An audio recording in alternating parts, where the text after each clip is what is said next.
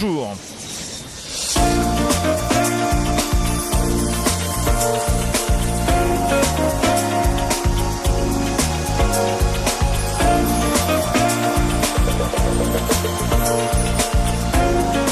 Bonjour à toutes, bonjour à tous, Richard Fanikian pour vous présenter N'oubliez pas votre passeport.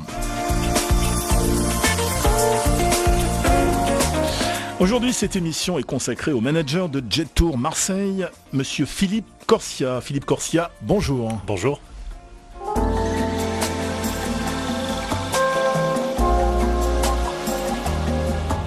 Philippe Corsia, faisons pour commencer cette émission un petit flashback sur votre parcours. Vous naissez en 1965, études secondaires.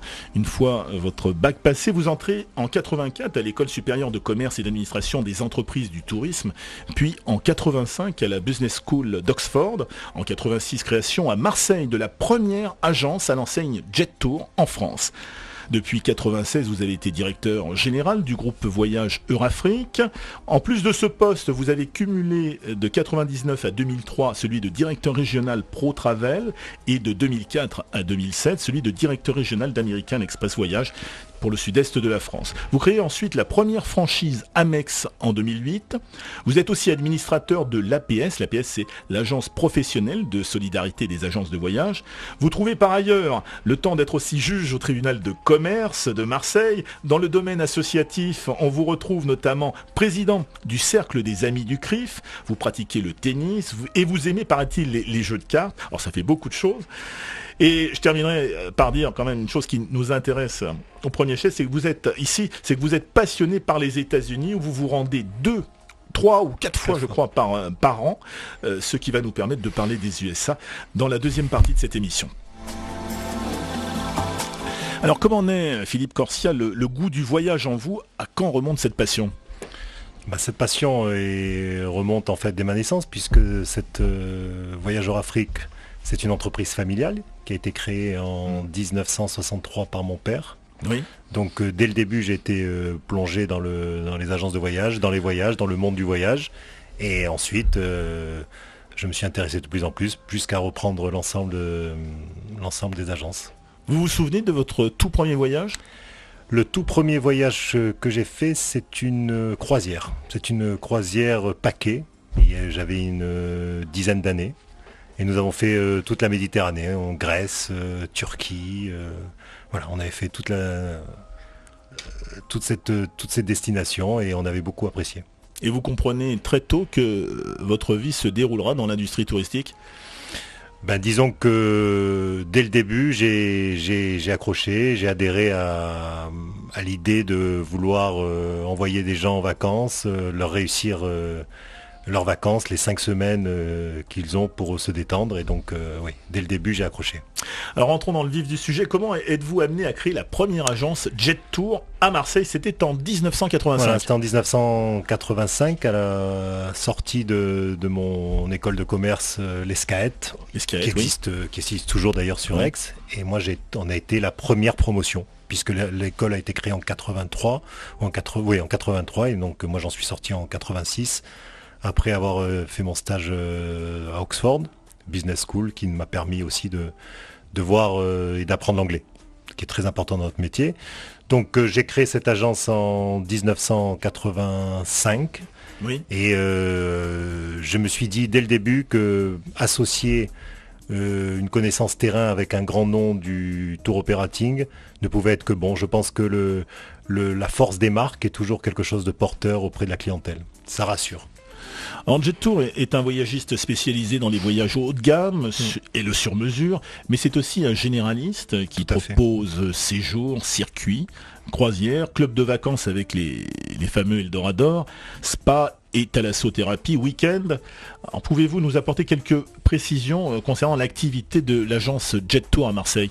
Alors, sur Marseille, nous avons 2 agences Jet Tour, une basée dans le 8e arrondissement, avenue de Mazargues, et une autre basée dans le 7e au centre-ville, qui est 77 rue Sainte. Donc nous avons une activité, on a 2 grandes activités dans ces agences. On a l'activité de passage, de la personne qui souhaite prendre des billets d'avion ou des billets de train classiques, une agence de voyage classique, et on a un autre département qui est le département loisirs, avec des voyages à thème, des circuits, des circuits individuels, des avions plus hôtels, avec des destinations diverses et variées. Par exemple, nous sommes leaders, nous, sur la place Marseille, sur les États-Unis, puisqu'on a plus de 2500 personnes par an qui se rendent aux États-Unis par nos services. Et nous sommes également spécialisés sur Israël. Israël qui permet, si vous voulez, à la clientèle de faire du balnéaire et de faire aussi du culturel, puisqu'entre Tel Aviv et la ville qui dort jamais et Jérusalem, donc là, un peu la capitale des religions, ça nous a permis de drainer une forte clientèle, aussi bien de culture juive que catholique ou arménienne, protestante, puisque tout le monde est représenté sur place. Voilà. Comment vous définiriez la spécificité de Jet Tour par rapport à la concurrence ? Alors notre cœur de métier, c'est le voyage haut de gamme. Nous, on s'est positionné sur le haut de gamme avec des hôtels des 3-4 étoiles, voire des 5 étoiles pour des séjours balnéaires. Je vous entendais tout à l'heure avec Monsieur Fossy, le patron du Sofitel. Effectivement, notre clientèle va plus dans des endroits de ce style qui répondent en fait à leurs attentes, à leurs désirs. Alors le panier moyen de notre voyage est peut-être un peu plus important que certains tour opérateurs, mais on essaye de donner de la qualité et du service. Quel est l'état de la demande aujourd'hui en France ? Alors on a eu, il faut savoir que une des premières destinations, que ce soit en tourisme entre guillemets de masse ou de niche, le Maghreb a été fortement touché par le printemps arabe, oui. Et une diminution sur la Tunisie, Maroc de 30 à 40% de l'activité s'est été ressentie dans les mois de janvier à mai. Et on a eu un transfert de ces clientèles sur des destinations un peu différentes, comme les Canaries, comme il y a l'Espagne. C'est quand même beaucoup plus cher, les Canaries. C'est beaucoup plus cher, mais il y a eu des promotions et des vols affrétés qui ont permis de descendre un petit peu les prix. Et pour cet été, il y a une très très forte demande sur les États-Unis, oui. Avec un dollar qui était à 1,40, 1,45, donc les gens s'en sont retrouvés. Et aussi avec la diversité qu'il peut y avoir aux États-Unis, mais je crois qu'on en parlera tout à l'heure. Alors au niveau du transport aérien, où réside la valeur ajoutée générée par les agences de voyage en France aujourd'hui ? Alors, transport aérien, vous parlez des compagnies ou... Oui, absolument, les compagnies aériennes. Les compagnies aériennes, nous, on ne travaille qu'avec les compagnies qui sont référencées par le Bureau international de IATA, qui ne garantissent que des compagnies de qualité qui répondent aux normes de sécurité. Oui. Donc ça, c'est le premier point. Nous, on se fait fort de ne vendre aucun billet qui n'est pas agréé par cet organisme. Et ensuite, nous travaillons bien évidemment avec Air France, qui représente quand même près de 70% de notre chiffre d'affaires, pour deux raisons: la qualité, le sérieux, le service, et également parce que les tarifs au départ de Marseille sont alignés quand vous partez à l'international sur ceux de Paris, ce qui vous fait le vol Marseille-Paris gratuit. Donc c'est pour ça que de nombreuses destinations sont faites avec Air France également. Alors les agences de voyage ont toutes leurs vitrines sur Internet, les internautes deviennent d'ailleurs de plus en plus débrouillards et organisent eux-mêmes leurs itinéraires, quelquefois du début à la fin, on peut le dire. Comment vous êtes-vous adapté à ces nouveaux comportements, Philippe Corsia ?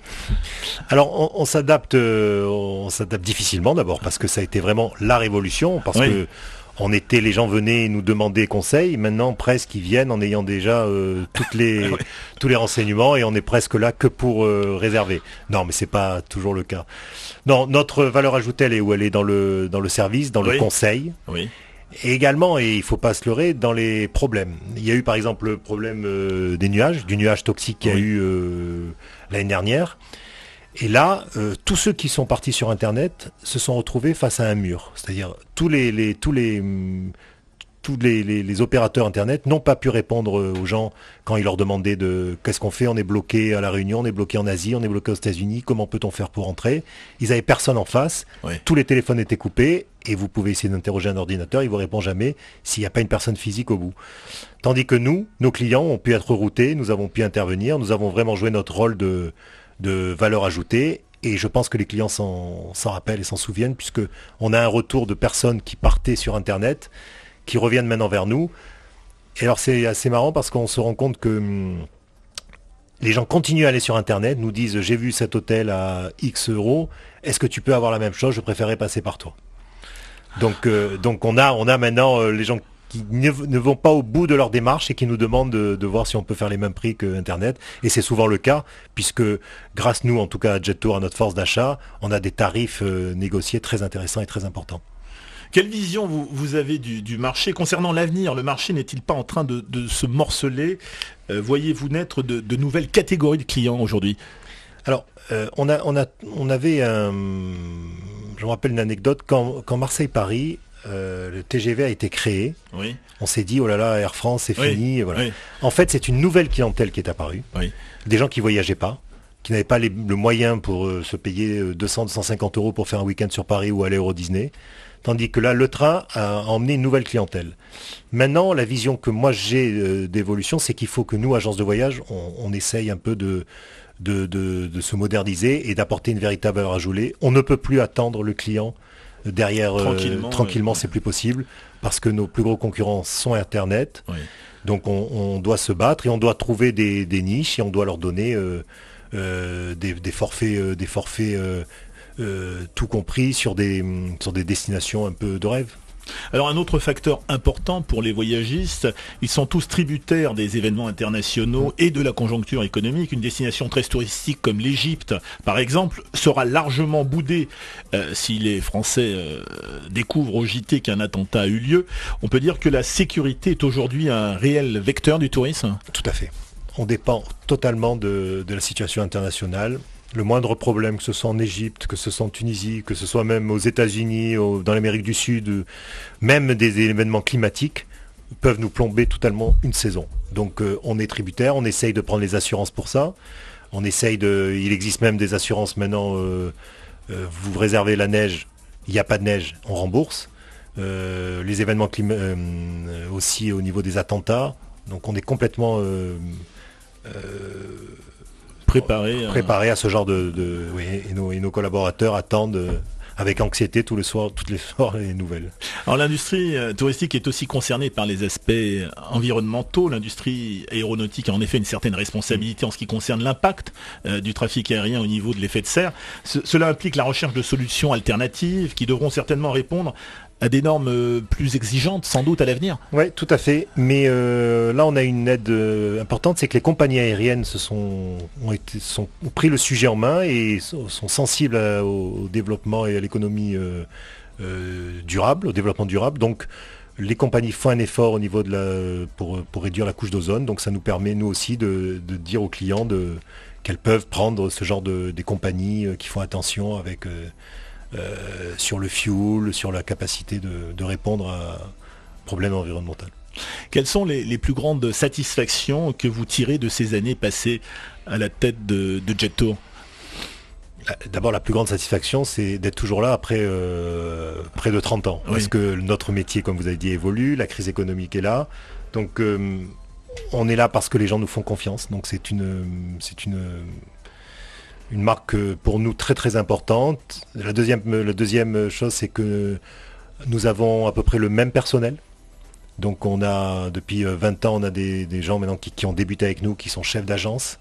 Et nous sommes évidemment Jet-Tour, mais nous avons un groupe de 35 personnes quand même. On a 8 agences dans la région. On est, comme vous l'avez dit, on représente American Express au niveau du business travel et on représente... Jet-Tour et le Club Med au niveau dans les agences enseignes au niveau du tourisme. Donc on a une gamme élargie de produits et notre satisfaction, c'est d'avoir maintenu notre clientèle, de l'avoir évidemment développée et d'avoir à chaque fois des satisfactions et des gens qui nous appellent pour nous dire merci pour ces vacances. Alors vous êtes aussi un acteur du tourisme, un acteur important du tourisme d'affaires. On parle souvent de villes comme Barcelone, la ville qui accueillerait le plus grand nombre de congrès en Europe selon les classements serait Vienne. Il y a Berlin, Milan, pas mal de destinations européennes et désormais Dubaï, Hong Kong, Singapour et Marseille dans tout cela. Comment, selon vous, pourrait-on redynamiser le tourisme d'affaires dans la deuxième ville de France, Philippe Corsia?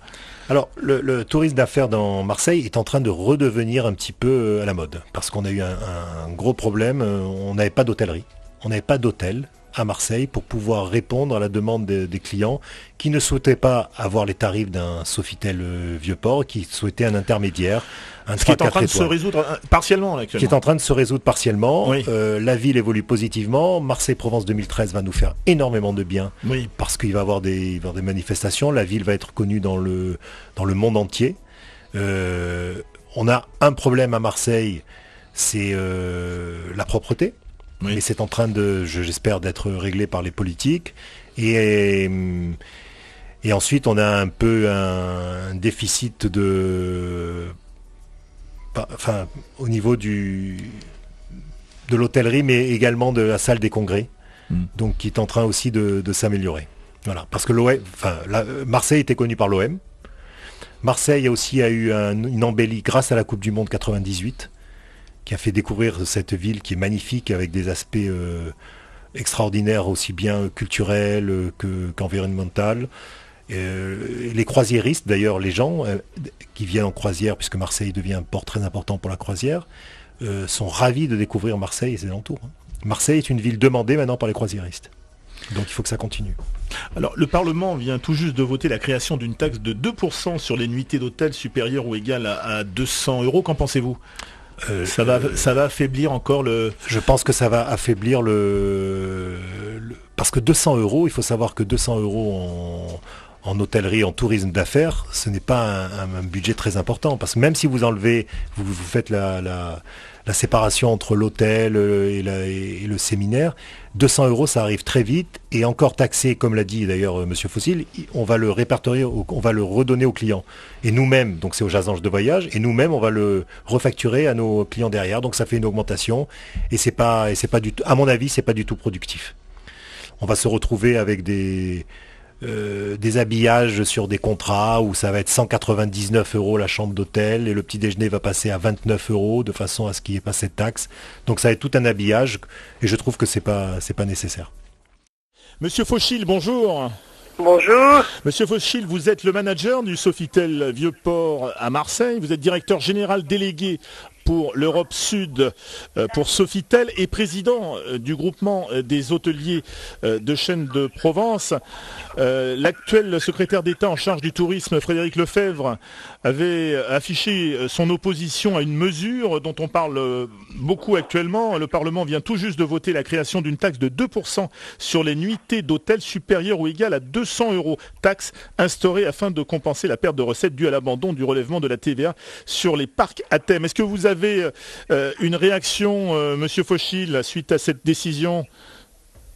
Je crois qu'on va être obligé de le remettre sur nos clients. C'est vraiment dommage, puisque sur le Sofitel du Vieux-Port, ça fait 176 000 € exactement.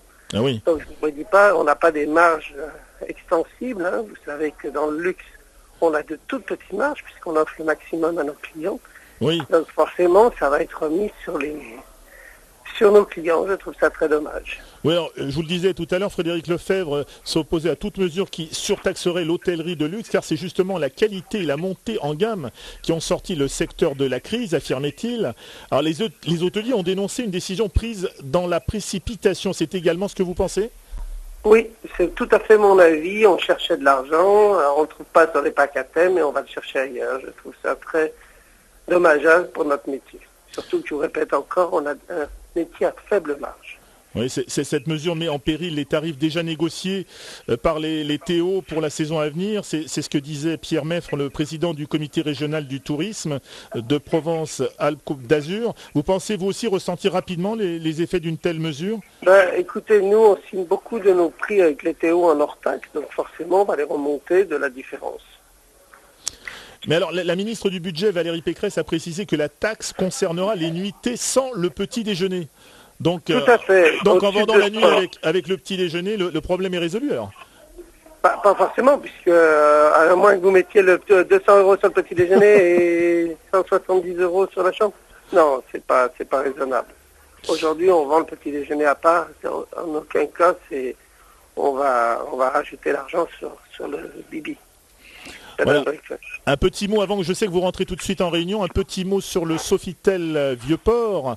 Comment se porte le plus bel hôtel de Marseille ? La saison a été un petit peu difficile parce que on perd notamment beaucoup à cause de l'image de la ville. Oui. On espère que tout ça va se redorer savez, on a beaucoup de problèmes de sécurité, de propreté. Donc j'espère que tout ça va aller vite parce qu'on ne pourra pas se permettre de perdre en taux d'occupation encore des années. Hein. Sachant que nos meilleurs, depuis 2010, on perd sur le segment meeting incentive. C'est vraiment dommage parce que les autres villes gagnent. Marseille est la seule ville qui a fait moins 5% depuis le début de l'année. Alors toutes les autres villes sont à plus 10 ou plus 12. Voilà. Parfait, très bien, Monsieur Fauchy. Écoutez, merci d'être intervenu dans cette émission. Je vous laisse tout de suite à votre réunion. À très bientôt. Merci beaucoup. Au revoir. Alors avec vous, nous allons partir dans un pays que vous connaissez bien et que vous aimez beaucoup, c'est les États-Unis.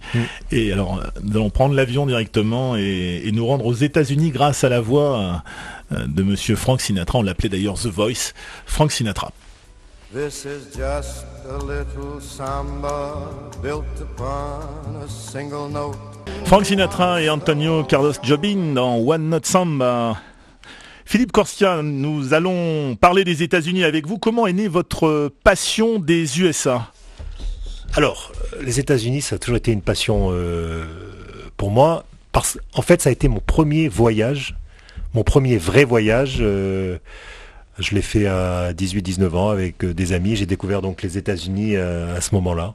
On avait fait toute la côte ouest des États-Unis. Et c'était un voyage extraordinaire. Et donc, à partir de là, j'ai aimé les États-Unis. Voilà.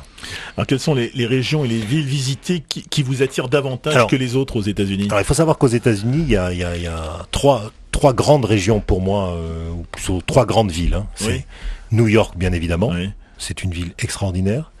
Vous avez la Floride avec Miami. Et enfin, Los Angeles, côte ouest. Alors, chaque ville a son univers, ses cultures. New York est une ville où on ne dort jamais. New York est une ville où vous pouvez faire 1000 choses toutes les heures. Vous pouvez découvrir aussi bien des musées, découvrir du sport, avoir du culturel, avoir des magasins que vous trouvez nulle part ailleurs, comme des véritables centres commerciaux en plein centre-ville, quelque chose d'incroyable. Il y a un monde fou de partout, à n'importe quelle heure. Et il y a aussi surtout des quartiers. Alors vous avez le quartier de Harlem, c'est un quartier typique mais très sympathique. Vous avez Brooklyn, le quartier juif. Vous avez aussi évidemment Broadway, quelque chose d'incroyable avec des théâtres, avec des animations dans la rue, avec une vraie le vrai rêve américain, avec des gens qui sont là pour un peu amuser le public et puis qui se retrouvent un jour ou l'autre en tête d'affiche dans les grands spectacles. Après, vous avez une ville qui nous ressemble plus, c'est Miami. Oui. Miami est une ville, le soleil, la plage, la détente, les loisirs. Il y a moins de culturel à Miami, mais vous avez quand même, c'est là aussi, c'est la Floride, c'est la tranquillité. Des plages à perte de vue, des hôtels grand luxe, un service aussi extraordinaire et toujours beau. Il fait toujours beau à Miami, même si des fois il y a de la pluie ou vous entendez dans les médias un petit ouragan, mais bon, on n'a jamais vu ça, on n'a jamais vu Miami vraiment touché par un ouragan. Non, c'est aussi une très belle ville. L'avantage aussi de ces deux destinations, que ce soit New York et Miami et même Los Angeles, j'en parlerai après, c'est desservi par des vols directs. Oui. Donc ça vous permet d'arriver facilement dans ces villes avec un décalage horaire qui est de l'ordre de 6 heures.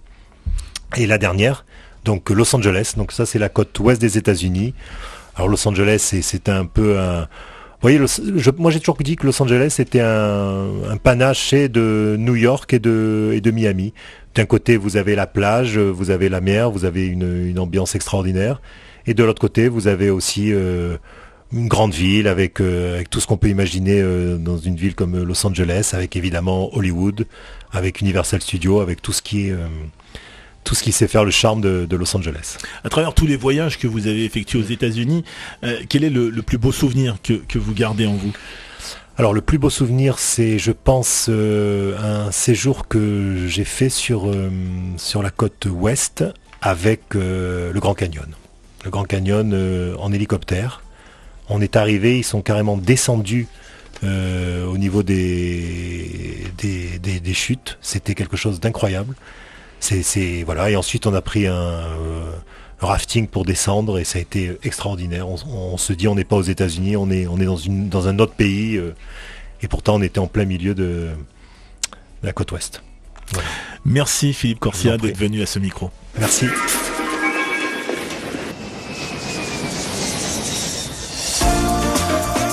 C'est la fin de cette émission. N'oubliez pas votre passeport. Merci à vous toutes et à vous tous de votre attention. Voilà, vous pouvez retrouver les agences Jet Tour à Marseille, 77 rue Sainte, 193 avenue de Mazargues ou 11 cours Sextus à Aix. Et à Aubagne également, 21 rue de la République. Pour retrouver toutes les destinations et les produits voyages proposés par Jet Tour, vous pouvez également vous rendre sur le site internet www.jettour.com. Nous nous retrouverons le mois prochain pour un nouveau numéro de N'oubliez pas votre passeport. En attendant, je vous dis à très vite sur Dialogue.